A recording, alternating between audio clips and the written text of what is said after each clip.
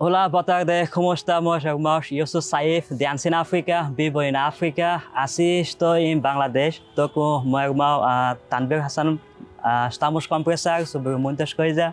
Como está todos? Como está Tanvir Hassan ভাই? কমসটা মানে হচ্ছে কেমন আছেন? কেমন আছেন তানভীর ভাই? এটা কোন ভাষায় বললাম আমি, বুঝছেন আপনি? আপনি যেহেতু কোথায় থাকেন, কোন দেশে থাকেন? মোজাম্বিক? আফ্রিকার মোজাম্বিকে আমি থাকি। হ্যাঁ। মোজাম্বিকের পর্তুগিজ ভাষায় একটা ইন্ট্রোডাকশন দিলাম আপনাকে। আচ্ছা, মানে মোজাম্বিকে কি পর্তুগিজ ভাষা চলে? মোজাম্বিক প্রায় 470 বছর পর্তুগিজ দ্বারা শাসিত হয়েছিল। আচ্ছা। পর্তুগিজ ভাষাটা ওখানকার ফার্স্ট ল্যাঙ্গুয়েজ আর কি। ঠিক আছে, আমি ভালো আছি। আপনার কি অবস্থা? আলহামদুলিল্লাহ ভালো আছি। রমজানের সময় রোজা পালন করা হচ্ছে? জি আলহামদুলিল্লাহ, খুব ভালোই সময় যাচ্ছে। দেশে আসলেন কতদিন হলো? 10-15 দিন হবে দেশে আসছি। 10-15 দিন। আবার যাচ্ছেন কবে? ব্যাক করছেন কবে? সপ্তাহ 10-এর মধ্যে আবার ট্রাভেলে বের হবে ইনশাআল্লাহ। ঠিক আছে, যারা ট্রাভেল ব্লগিং পছন্দ করে তারা অনেকে আপনাকে চিনে, তবু আমার একটা ব্যাপার থাকে যে একটু ইন্ট্রো দিতে হয়, মানুষকে বলতে হয়, সেই ইন্ট্রোটা দিয়ে আসি। দর্শক, সবাই টেলিভিশনের বিনোদন আড্ডায় আপনাদের সবাইকে স্বাগত জানাচ্ছি। তানভীর হাসান দেখতে পাচ্ছেন আমার সঙ্গে আজ উপস্থিত আছেন একজন ট্রাভেলার ব্লগার সাইফ ভাই। আমরা তাকে আনসিন আফ্রিকা কিংবা সাইফ আফ্রিশিয়ান নামেই চিনি। তিনি আফ্রিকা মহাদেশের বিভিন্ন প্রত্যন্ত অঞ্চলে যান এবং সেখানকার কালচার, জীবনযাপন সবকিছু তুলে ধরেন। আমার মতো মনে হয় আপনারা সেটা দেখেন এবং ভালো লাগে। তার সঙ্গে আড্ডা দেবো। সাইফ ভাই, তার আগে জানতে চাই যে আপনার পুরো নামটা কি? নাসিরউদ্দিন সাইফ, ডাকনাম সাইফ, সাইফ হিসেবে চিনেন। আপনি মোজাম্বিকে থাকেন, কত বছর হলো? প্রায় 8 বছর। 8 বছর হয়ে গেছে। প্রথম প্রশ্ন হচ্ছে, কন্টেন্ট নিয়ে কথা বলবো যে আপনি আফ্রিকান অনেক জায়গায় যাচ্ছেন, আপনার মধ্যে অনেক কিছু দেখছি, কিন্তু মানে মানুষ তো আমি দেখেছি ইউরোপে যায়, আমেরিকায় যায়, বা বড় বড় অনেক দেশে যায়। আপনি এত দেশ থাকতে আফ্রিকার মোজাম্বিকে কেন গিয়েছেন? মোজাম্বিক কি অনেক উন্নত দেশ? দেশটা আসলে উন্নত কিনা এটা ফ্যাক্ট না। আমরা যখন এজ এ প্রবাসী বিদেশে যাই তখন আমাদের আত্মীয় স্বজন কোথায় কে থাকেন, কে ভালো প্রতিষ্ঠিত আছেন, সেটেলড আছেন, ওইটা আমরা প্রথমে দেখি যে ওখানে গিয়ে সাপোর্ট পাবো কি পাবো না এই বিষয়টা। আমার বাবা একজন সৌদি প্রবাসী, সৌদি আরবে খুবই কষ্ট করতে হয়, কায়িক পরিশ্রমটা একটু বেশি। আর আমার আত্মীয় স্বজন বলতে আপন 3জন চাচা ছিলেন মোজাম্বিকে, তো ওইখানে আবার ফিজিক্যাল কোনো কষ্ট নাই। তো সেই হিসেবে মেইনলি মোজাম্বিক একটা ব্যবসায়িক দেশ বাংলাদেশিদের জন্য বা বিদেশিদের জন্য। তো সেই থেকে মূলত আমাকে বিদেশ পাঠাবে, কোথায় পাঠাবে, তো আফ্রিকার এই মোজাম্বিকেই পাঠানো। তো ওইখানে অনেক আত্মীয় স্বজন আছেন, পাড়া প্রতিবেশী, বন্ধু বান্ধব, মানে আমার বাংলাদেশিও আছেন? বাংলাদেশি প্রচুর আছেন, প্রায় 10 থেকে 15 হাজার ওই মোজাম্বিকে। তার মধ্যে দেখা যায় আমি তো চট্টগ্রাম থেকে বিলং করি, তো 80 থেকে 85% হচ্ছে চট্টগ্রামের মানুষ। আচ্ছা, একটু আমি মাঝে বামার ঢুকাই। সেটা হচ্ছে ধরুন আমরা যখন দেশে বিদেশে যাই, ধরুন কোথায় যাচ্ছে, আমেরিকা, কই যাচ্ছে, ইংল্যান্ড, অস্ট্রেলিয়া, তা আপনাকে যখন বলছে যে মোজাম্বিকে, তখন আপনাকে আমি মোজাম্বিকে যাবো, মানে কনফিউশন আছে না মাথায়? মোজাম্বিক নামটাই তো তখন জানতাম না, তখন আমরা অ্যাজ ইউজুয়াল যেভাবে জানি আফ্রিকা, আফ্রিকা বলেই আমরা চিনে থাকি বা আফ্রিকা বলেই সম্বোধন করে থাকি। তো আফ্রিকা নামে যে একটা ভীতি, ওই ভীতিটা হয়তো বা অনেক দূর থেকে শুনেছি, কিন্তু আমাদের পরিবারের সদস্যরাই যেহেতু খুব ওয়েল সেটেলড আফ্রিকায় আছেন, তো সেই হিসেবে আফ্রিকা ভীতিটা অ্যাটলিস্ট পার্সোনালি আমার ভিতরে ছিল না। তো দেশের বাইরে যেতে হবে, বিদেশে একজন প্রবাসী হিসেবে পরিবারের হালটা ধরতে হবে, তো কোথায় যাব? তো যেহেতু সাজেশন এটাই ছিল যে পরিশ্রম অনেক করতে হবে সৌদি দুবাই আসলে, তো আফ্রিকায় গেলে এইটা হবে না, তো ওই একটু। তো মোজাম্বিকে গিয়ে কেন কষ্ট করা লাগছে না? কষ্ট মানে বলতে ওখানে কি ব্যবসা করতে কষ্ট হয় না? হ্যাঁ ওটা হয়, ওটা টেকনিক্যালি কষ্টটা, এফোর্টটা দিতে হয় আর কি, মানে ফিজিক্যাল যে একটা শ্রম ওটা দিতে হয় না। কিন্তু আমি এই যে ধরুন আফ্রিকাতে যারা যায় ব্যবসা করে, আপনারাও দেখেছেন যে আফ্রিকায় বলে যে ব্যবসা করা আসলে অনেক কষ্টকর, এবং কষ্টকর না, আসলে যেটা বলছে যে সেফ না, অনেক আনসেফ জায়গা। এমন হয় নাকি যে এসে ডাকাত দল এসে খুন করে নিয়ে যায়? আমরা প্রায় আবার কিন্তু খোঁজ পাই সাউথ আফ্রিকা থেকে যে দোকানে বাঙালি প্রবাসী নিহত হয়েছে, চাঁদাবাজ এসে মেরে গেছে, ডাকাত দল এসে মেরে গেছে। তো আসলে কি এগুলো সত্য কিনা? যেমন আপনি যে বললেন আফ্রিকার এমন অনেক খবর পান, বিশেষ করে সাউথ আফ্রিকা থেকে খবরটা পান। এই একজ্যাক্ট এই সাউথ আফ্রিকা যে এটা আলাদা একটা দেশ, সেই দেশকে কেন্দ্র করে আমরা আফ্রিকা মহাদেশের বাকি 53টা দেশকে আমরা চিনি। আফ্রিকা একটা মহাদেশ যেখানে 54টা দেশ আছে। ওই 54টা দেশের মধ্যে আফ্রিকার মানচিত্রের একদম কোনার যে দেশ, ওটাই হচ্ছে সাউথ আফ্রিকা বা ওটাই হচ্ছে দক্ষিণ আফ্রিকা। ওই দক্ষিণ আফ্রিকার ব্যাকএন্ড বা হিস্টোরি অনেক ডিপ, যে মানে যেটার কারণে মূলত তারা আজকে এই অবস্থা। জুলু একটা জাতি আছে দক্ষিণ আফ্রিকায়, ওই জাতিটাই সবচেয়ে বেশি অ্যাগ্রেসিভ বা হিংস্র। দেখা যায় 2 টাকার জন্য যে কাউকে খুন করে দিতে তারা দ্বিধাবোধ করে না, বা এটা তাদের জন্য অনেক বড় কিছু ব্যাপার না।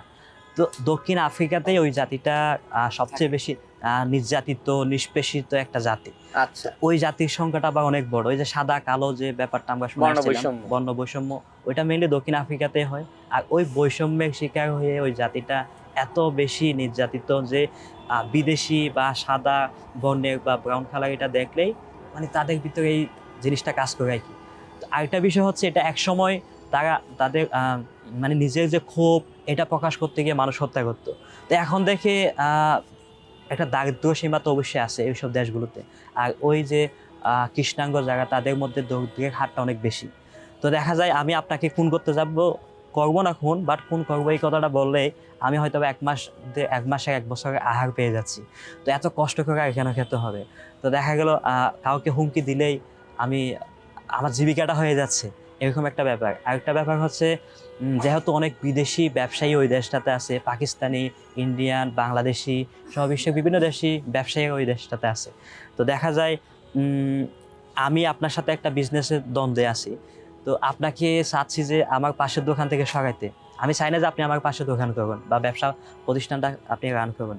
তো সেক্ষেত্রে দেখা যায় আমি লোকাল কোনো একটা কৃষ্ণাঙ্গকে হায়ার করলাম যে তুমি গিয়ে তাকে খুন করে আসো বা হুমকি দিয়ে আসো, তো বিনিময়ে তোমাকে এত টাকা দিব।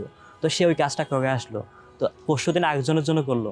এভাবে দেখা যায় যে কাউকে হুমকি দিলেই টাকা পাওয়া যায়। মানে হচ্ছে যেটা বুঝলাম যে প্রথম ব্যাপারটা হচ্ছে যে একটা দক্ষিণ আফ্রিকা দিয়ে পুরো আফ্রিকা মহাদেশ বিচার করা যাবে না। দুই নাম্বারটা হচ্ছে যে আফ্রিকায় যে খুন খারাপি ঘটনাগুলো আমরা শুনি তার পেছনে আসলে স্থানীয় ব্যবসায়ীরা আসলে জড়িত, তারাই উস্কে দেয় যে তুমি নিজের ব্যবসার স্বার্থে আর কি। ঠিক আছে, আমরা এই খুন খারাপির দিকে না যাই, আমরা আসলে আপনার মাধ্যমে আনসিন আফ্রিকা দেখছি যে আফ্রিকার প্রত্যন্ত অঞ্চলে যাচ্ছেন। আপনার কাছে কখনো ইনসিকিউর ফিল হয় না যে আমি এসব প্রত্যন্ত অঞ্চলে যাচ্ছি? আমি যখন বাংলাদেশের একটা অচেনা জায়গা যায় ভয় লাগে যে একটা অচেনা জায়গায় কিনা কি হয়েছে, সেখানে আপনি একদম গ্রামগঞ্জে প্রত্যন্ত অঞ্চলে চলেছেন, ভাষা জটিলতা অনেক কিছু থাকে, আপনার ভয় লাগে না? এটা আসলে জায়গার উপর না, মানুষের যে ফেস ইমপ্রেশন এটা মানে একটু বোঝার চেষ্টা করি আর কি। তো যেহেতু আমি আফ্রিকায় ট্রাভেল করতেছি, আফ্রিকা দেশগুলোতে ঘুরতেছি, এই যে একটা ভীতি, ওই ভীতিটা আমার শুরু থেকেই ছিল না। যেহেতু আমি এই আফ্রিকার মোজাম্বিকে প্রায় 8 বছর ধরে আছি, তার বড় একটা সময় আমি কাটিয়েছি একদম অজপাড়া গায়ে, যেখানে আমার ব্যবসায়িক প্রতিষ্ঠানটা ছিল বা যেখানে আমার মোজাম্বিকে যে কর্মজীবনটা শুরু হয়, একদম রিমোট এরিয়াগুলোতে, যেখানে আমি খুব সেফ ফিল করেছিলাম। আশেপাশের মানুষগুলোর সাথে একটু হেসে কথা বলে দেখা যায় তারা মানে হৃদয়টা উজাড় করে দিয়ে আমার সাথে বিহেভিয়ারটা দেখায়। তো সেই থেকে তাদের প্রতি যে একটা আন্তরিকতা বা তাদের যে জেনুইন মানে যে ইমপ্রেশন, ওটাতে আমি বলা যায় আফ্রিকার জীবনে ছোটো থেকে বড় হওয়া, এরকম একটা ব্যাপার। তো সেক্ষেত্রে দেখা যায় কি জায়গাটা আমার কাছে ম্যাটার করে না। যখন কোথাও যাচ্ছি ডেফিনেটলি মানুষের যে ফেস ইমপ্রেশন ওটা বোঝার চেষ্টা করি। আপনার সামনে দাঁড়ালে আমি আপনাকে হ্যালো বলে একটা হাসি দিয়ে একটু হ্যালো বললাম, আপনি ওইটা রেসপন্সে আপনি হয়তো বা কিছুই বললেন না বা অন্যদিকে তাকিয়ে গেলেন, তখন আমি আপনার সাথে আর কথা বাড়াবো না। এটা ডেফিনেটলি খুব কমন একটা ব্যাপার আর কি মানুষের সাথে। ঠিক সেম বিষয়টা হয় যখন আমি বিভিন্ন ডিপ রিমোট এরিয়াগুলোতে যাই, মানুষের তাদের বিহেভিয়ারটা কেমন বোঝার চেষ্টা করি। যদি দেখি যে বেশিরভাগ মানুষই একটু রোড বা আন্তরিকতার টানটা একটু কম, তখন আমি চেষ্টা করি মোটামুটি যেই কাজে গিয়েছি কাজটা শেষ করে চলে আসে আর বেশি না মেশে আর কি। কিন্তু এই যে ধরুন আমাদের তো তাদের সঙ্গে তো আমাদের আসলে বর্ণ বৈষম্য, যেটা আমি বর্ণ বৈষম্য বলছি না, ধরুন গায়ের রঙের তো একটা তফাৎ আছে আর কি। তারা একটু কালো, আমরা একটু উজ্জ্বল আছে। ওরা কি এই উজ্জ্বল প্রজাতির মানুষকে সহজে রিসিভ করতে চায়? এটা যখন অনেক প্রত্যন্ত গ্রামে যায়, আমি উগান্ডায় গিয়েছিলাম, তানজানিয়া থেকে উগান্ডার বর্ডারে যাব। তো তানজানিয়ার বর্ডার যেটা এবং তানজানিয়া এবং উগান্ডার যে বর্ডার পয়েন্টটা খুবই রিমোট এরিয়া, ওইখানে অত বেশি মানে কী বলে আরবানাইজেশন নাই বা অত বেশি বিদেশি বা বাইরের মানুষের সমাগম নাই। তো আমি তানজানিয়ার বর্ডার ক্রস করে উগান্ডার বর্ডারে মাইক্রোবাসে উঠছি নিয়ারেস্ট একটা সিটিতে যাওয়ার জন্য। তো আমার মাইক্রোবাসে পিছনে একজন লোকাল বসা, সে পাশের জনকে বলতেছে যে তার গায়ের রং এত সাদা কেন, আমার গায়ের রংটা এত কালো কেন। তো এরকম অবাক হয় যারা প্রথমবার বিদেশি দেখে। ঠিক সেম বিষয়টা যখন আমাদের গ্রামাঞ্চলগুলোতে বিদেশি যায়, দেখা যায় 5-7 জন 10-15-20 জন মানুষ পিছনে লাইন ধরে দেখার জন্য শুধু বিদেশি। ঠিক সেম বিষয়টাই ঘটে। মানে যারা বিদেশি দেখতে অভ্যস্ত না বা ভিন্ন কালারের স্কিন টোন দেখতে অভ্যস্ত না, তারা একটু চমকে ওঠে, মানুষগুলো এত কেন বা এত এমন কেন, ফর্সা কেন, তো তারা ভাবে মানে এরা হয়তো বা সৃষ্টিকর্তার খুব কাছের মানুষ, এই টাইপের কিছু একটা ভাবে। আমাকে অনেক সময় জিজ্ঞেস করে মানে কথায় আমাকে প্রায়োরিটি দেওয়ার জন্য সে বোঝায় তোমার গায়ের রং সাদা। তো তখন তাদেরকে আমি এবং সে যে সমান এটা বোঝানোর জন্য বলি গায়ের এই যে স্কিনটা যখন কাটবো তখন রক্তটা লাল, তোমারটাও আমারটাও লাল, সো হোয়াটস দ্য ডিফারেন্স। এটা হয়তো তুমি একটু রোদে বেশি থাকো তাই একটু কালচার মনে হয়, আমি হয়তো একটু ছায়া বেশি থাকি তাই হয়তো বা কালচারটা কম। আচ্ছা, ঠিক আছে, বিষয়টা আমি বুঝতে পারলাম। স্বাভাবিক, আপনি জানেন কি যাই না, এখন না হয়তো আজ থেকে 20 বছর আগেও আমি আমার নিজের কথা বলি, আমিও তো মফস্বলের ছেলে, বাংলাদেশে বড় হয়েছে। আমাদের এলাকাতে যখন হঠাৎ পুলিশের গাড়ি আসতো খুব অবাক হতো, পুলিশের গাড়ি আসছে। পুলিশের গাড়ি আসছে, হ্যাঁ।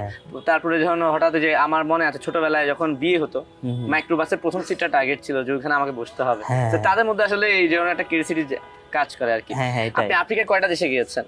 আফ্রিকার 14টা দেশে গিয়েছি। 14টা দেশে গিয়েছেন, কোন কোন দেশ নাম মনে আছে? জি আছে, আমি মোজাম্বিকে তো আছি, মোজাম্বিক, হ্যাঁ। পাশে একটা সোয়াজিল্যান্ড আছে, Swaziland, Malawi, Tanzania, Zambia, Rwanda, Uganda, Kenya, Somalia, Somaliland, Djibouti, কত 11টা, আর দুই একটা ভুলে গেছেন। ভুলে গেছি। এবং এবং এই যে আপনি বললেন না সোমালিল্যান্ড, তারপরে সোয়াজিয়া নাকি সোয়াজিল্যান্ড, সোয়াজিল্যান্ড, এরকম অনেক দেশের নাম আছে আমরা আসলে শুনিও না। হ্যাঁ। এইসব দেশে গিয়েছেন, কন্টেন্ট আকারে তুলে ধরেছেন, ওদের আসলে ভাষাটা কি? সব দেশে কি ভাষা কি এক নাকি? না, সব দেশের ভাষা এক না। যেমন বাংলাদেশের বাংলা, ইন্ডিয়ার হিন্দি, পাকিস্তানের উর্দু, যদিও বা কাছাকাছি মনে হয় কিন্তু ওইসব দেশগুলোতে অত কাছাকাছি না। প্রত্যেকটা দেশের জাতিগোষ্ঠী, অনেকগুলো জাতিগোষ্ঠী থাকে, অ্যান্ড এক একটা জাতিগোষ্ঠীর আলাদা আলাদা ভাষা। যেমন বাংলাদেশের যে মারমা, চাকমা, এরকম যে সম্প্রদায়, আমাদের ঢাকার ভাষার সঙ্গে আপনাদের চট্টগ্রাম ভাষার একটু পার্থক্য আছে। এটাই তো এই জিনিসটা আসলে ম্যাচিং হয় না, এক এক জাতিগোষ্ঠীর এক এক ভাষা। আবার দেখা যায় পুরো একটা দেশের মধ্যে একটা ন্যাশনাল বা অফিসিয়াল ল্যাঙ্গুয়েজ হিসেবে থাকে। উদাহরণস্বরূপ যদি উগান্ডা এমন একটা দেশ যেখানে প্রায় 50 থেকে 60টারও বেশি জাতিগোষ্ঠী বসবাস করে। তো দেখা যায় এক একটা জাতিগোষ্ঠীর ভাষা এক এক রকম। ঢাকায় যে জাতিগোষ্ঠী বসবাস করে নারায়ণগঞ্জে ভিন্ন। তো নারায়ণগঞ্জের মানুষ ঢাকার মানুষের সাথে কথা বলতে পারে না, সিলেটের মানুষ দেশের মধ্যেই, হ্যাঁ, তো মানে ভাষাটা বুঝে না, এত বেশি ডিফারেন্স আছে না, কাছাকাছি যে একটা টোন থাকে ওরকম না। তো সেই ক্ষেত্রে দেখা যায় 50-60টা ভাষা একটা দেশের মধ্যে, সবাই নিজ নিজ ভাষাকে প্রাধান্য দিচ্ছে। তো সরকারের তো একটা অফিসিয়াল ল্যাঙ্গুয়েজ লাগবে। সেই হিসেবে যেহেতু ব্রিটিশ কলোনাইজড ছিল উগান্ডা, তো ইংলিশটাকে মোটামুটি তারা অ্যাডপ্ট করে নিয়েছে। তো দেখা যায় একদম বাচ্চা যে অজপাড়া গায়ে রাকাল গরু চড়াচ্ছে, সেও ইংলিশে কথা বলতে পারে। মানে তার মাতৃভাষার পাশাপাশি এই ভাষাটাকেই স্কুলে প্রাধান্য দেওয়া হয়। এরকম অনেকগুলো দেশে অনেক ভাষা। মানে আফ্রিকান বেশিরভাগ, আমি আরো কথা বললাম, আফ্রিকান বেশিরভাগ দেশে আছে ইংরেজির প্রচলনটা খুব বেশি আছে, তারা ভালো ইংরেজি বলতে পারে না। এটা আসলে মানে আমার মতে এটা ভুল ধারণা। যেমন পূর্ব আফ্রিকান যে দেশগুলো, ওই দেশগুলোতে ব্রিটিশ দ্বারা শাসিত হয়েছিল বেশি, এমন দেশের সংখ্যা বেশি। তো সেই ক্ষেত্রে ব্রিটিশ শাসিত হওয়ার কারণে ইংলিশ ইনফ্লুয়েন্সটা বেশি, ভাষার মধ্যে মানুষ ইংরেজি ভাষাটার সাথে একটু মানে ক্লোজ। তো সেই ক্ষেত্রে ইংলিশটাকে সেকেন্ড ল্যাঙ্গুয়েজ হিসেবে নেয় বা ফার্স্ট ল্যাঙ্গুয়েজ হিসেবে নেয়। পশ্চিম আফ্রিকার সাইডগুলোতে দেখবেন বেশিরভাগই ফ্রেঞ্চদের দ্বারা শাসিত হওয়া, সেক্ষেত্রে দেখা যায় ফ্রেঞ্চ ভাষাটাই সবচেয়ে বেশি চলে। যেমন রোয়ান্ডা একটা দেশ আছে, ওই দেশের ভাষা হচ্ছে ফ্রেঞ্চ, কারণ ওইটা বেলজিয়াম এবং ফ্রেঞ্চ কলোনি ছিল। ওইখানে ইংলিশটা চলে, বাট পাশের দেশ উগান্ডার মতো চলে না। 4 জনের সাথে আপনি কথা বলতে গেলে দেখা যায় একজনে ইংলিশটা বুঝে, 3 জনও বুঝে না, ফ্রেঞ্চ বুঝে, এরকম কিছু ব্যাপার। মানে তাদের ব্যাক এন্ডের যে হিস্টোরি, ওটার সাথে তাদের ল্যাঙ্গুয়েজটা ম্যাটার করে আর কি। আচ্ছা, আমি মোজাম্বিকে আসি একটু। আপনি মোজাম্বিকে 8 বছর যাবত থাকছেন। এই যে আফ্রিকান লোকদের কালচার তো আমরা দেখি, খাবার দাবার নিয়ে আমার একটা ব্যাপার আছে, আমরা 3 বেলা ভাত খাই। আফ্রিকানরা আসলে কি খায়? ওদের মোজাম্বিক নয়, শুধু বেশিরভাগ আফ্রিকান দেশগুলো প্রধান খাবার হচ্ছে যেমন ভাতটাকে আমরা এক দেশে বলি চাউল, রাইস, ভাত বা এই টাইপের এক এক নাম আছে না, জিনিসটা একটাই। ঠিক সেম ভাবে একটা মাছা বলি আমরা মোজাম্বিকে, ওটা হচ্ছে মূলত ভুট্টা। আমাদের যে ভুট্টা আছে না, এখানে আমাদের দেশে ভুট্টাটা হলুদ হয়, আর ওটাকে যদি আপনি ম্যাশ করেন গোড়াটা হবে হলুদ, কিন্তু ওই দেশগুলোতে হোয়াইট ভুট্টাটা বেশি হয়। আচ্ছা, মানে সবচেয়ে বেশি জায়গায় হয় হচ্ছে সাদা ভুট্টাটা। ওই সাদা ভুট্টাটা গুঁড়িয়ে, ওটার যে গুঁড়াটা আটা বা ময়দা টাইপের হয়, ওইটাকে তারা পানিতে অনেকটাই দেখতে বা ধরতে হালুয়ার মতোই বলতে পারেন, এরকম একটা জিনিস হয়। ওইটাই তারা মেনলি খায়। ওইটা খান? আমি প্রায় খাই। এটা আসলে খুব ভালো লাগে, গোশত দিয়ে খেতে খুব ভালো লাগে। যেমন আমাদের এখানে যদি আত্মীয় স্বজন আশেপাশে কাউকে দাওয়াত দিই, হয়তো বা তেহারি করবে, বিরিয়ানি করবে, তো আমাদের ওইখানে আমার বাসায় যদি আত্মীয় স্বজন এরকম বন্ধু বান্ধব দেখে দাওয়াত দিতাম, এটা করতাম। আমি ওটা খুব ভালো রান্না করতে পারতাম, আর বিফ দিয়ে হালকা রসালো ঝোল দিয়ে সেই ভালো লাগে। যদিও বা তারা এটা দিয়ে খায় না, তারা খায় হচ্ছে শুকনো শাক দিয়ে, শুকনো মাছ দিয়ে, শুটকি মাছ দিয়ে, মানে একটু শাক নিল বা একটু শুটকি মাছ দিল, ওইটা দিয়ে এই জিনিসটা খেয়ে নিল। এটা আসলে তাদের যে চাষাবাদের বা মাটির ধরন বা পুরুষদের যে ফুড কালচারটা যেভাবে হয়ে আসছে, তো এই খাবারটা হচ্ছে মেইনলি আফ্রিকার খাবার। প্রায় সব দেশের মেইন খাবার। আর এর বাইরে কি খায়? একটু অদ্ভুত অদ্ভুত খাবার তো মনে হয় খায় তারা। অদ্ভুত বলতে যেমন দেখা যায় একটা আস্ত মুরগিকে পুড়িয়ে খেয়ে ফেললো, মানে মানে ভিতরে অনেক কিছু যেগুলো আছে পরিষ্কার করলো না, জাস্ট যেভাবে আছে ওইভাবে, এই যে উপরের যে লোমগুলা ওগুলা পুড়ে গেল, হ্যাঁ, জাস্ট সিদ্ধ হইলো, একটু নরম হইলো, ওটা খেয়ে ফেললো। কোনো মশলা দেয় না? না, দেয় না। ইন্দুর খায়, এরকম দেখছি। জি মুরগিটা পুরো খেয়ে ফেলছে। হ্যাঁ, ইন্দুর খায়, ইন্দুরটাকে। ইঁদুর? হ্যাঁ, ই, ইন্দুর ছি। বলতে আমি আপনার যে ছোট ইন্দুরটা না, ওইরকম না, ওইখানে একটা প্রজাতির ইন্দুর আছে যেটা এক একটা সাইজে 5-7 কেজি পর্যন্ত হয়। একটা ইঁদুর? হ্যাঁ, আচ্ছা। ওইগুলো আবার দামও মানে খুবই ফেসিনেশিং কিছু খাবার, যেমন 700-800 টাকা, 1000 টাকা এক একটা ইন্দুরের ইঁদুরের দাম। দাম চলে আসে। তো আমরা অনেক সময় ভাবি যে মনে হয় মানুষগুলো কত গরিব, খাওয়ার টাকা না দেখে ইন্দুর খায়, কিন্তু বিষয়টা এরকম না। যেমন চাইনিজরা দেখবেন কত কিছু খায়, তাহলে কি আগে গরিব দেখে খায় না? তো এটা তাদের একটা লোকাল ফুড কালচার, ব্যাপারটা হচ্ছে মানে ওইরকম। ইঁদুরটা খায় কিভাবে? এটা স্বাভাবিক যে আস্ত ইন্দুর, ওই ইন্দুরটাকে হয়তো বা কিছু দিয়ে আঘাত করে মারবে, এনিহাও ওইটাকে মেরে দেন দেখা যায় আগুনের মধ্যে সেঁকবে, উপরে যে লোমগুলা পোড়ায় যায়, আমি দেখছি খাইতে, লোমগুলা পোড়ায় যায়, দেন ওই কামড়ায় টুকরো টুকরো খায়। সিদ্ধ করে খেয়ে ফেলে, কোনো সস টস দেয় না? না, তো এটা সস বলতে তাদের লোকাল একটা সস আছে, যেমন টমেটো দিয়ে একটা সস বানাই লোকালি, ওইটা দিয়ে খাই, মানে টমেটো ঝোল আর কি, অনেকটা গ্রেভি টাইপের বলতে পারেন, এটাই মেনলি খাই। আর আমি যেখানে থাকি মোজাম্বিকে স্থানীয়ভাবে ওটাকে বলে বো কাগিলি, মানে ভালো তরকারি ওটা। মানে এই যে ধরনের ইঁদুর খাওয়ার কথা বললেন না, এই ইঁদুর কি ওখানকার বড় লোকরাও খায় নাকি হ্যাঁ, সবাই খায়? সবাই খায়। এটা ফাস্ট ফুডের দোকানে পাওয়া যায় এগুলা? এটা অত ওপেনলি বিক্রি হয় না, মানে অত বেশি স্যাচুরেটেড না, বাট ডিফারেন্ট খাবার হিসেবে এটা পাওয়া যায়। তাহলে ইঁদুর পেলাম, তারপর হচ্ছে কাঁচা মানে মুরগি খেয়ে ফেলে। কাঁচা টাইপের হ্যাঁ জিনিসগুলো। আর কি খায়? আর কিছু আছে? শুকর গুলো তো খায়, এটা হ্যাঁ, খুবই এটা আমরা common। দেখেছি অনেক জায়গাতে। কুমিরের গোস্ত খায়। কুমির? হ্যাঁ, কুমির গোস্ত খায়? জাম্বিয়াতে দেখছিলাম একটা রেস্টুরেন্ট আছে, রেস্টুরেন্ট না, অনেকটা পার্কের মতো একটা পার্সোনাল রিজার্ভ আর কি, তো মানুষ যায় ঘুরতে, অবসর সময় কাটায়, তো এখানে কুমির আছে অ্যান্ড চাষ হয়, আবার ওই গোস্তটা তারা বিক্রি করে 1 কেজি প্রায় বাংলাদেশি টাকায় 1400-1500 টাকা কেজিতে বিক্রি হয়। আর এটা খুবই কমন, বিভিন্ন দেশগুলোতে পাওয়া যায়, ইভেন আমাদের এশিয়ান দেশগুলোতে পাওয়া যায় কুমিরের গোস্ত। কচ্ছপ খায়, আর সাপ টাপ খেতে এখনো দেখিনি। এখনো দেখিনি। আপনি নিজে কিছু খেয়েছেন নাকি? টেস্ট করেছেন ব্যতিক্রমী কিছু? আসলে দেখি, বাট রুচিতে বাদে দেখে হয় না। আচ্ছা, খাওয়া হয়নি, আপনি খাওয়া টেস্ট হয়নি। করেননি, ইচ্ছা হ্যাঁ। আছে নাকি?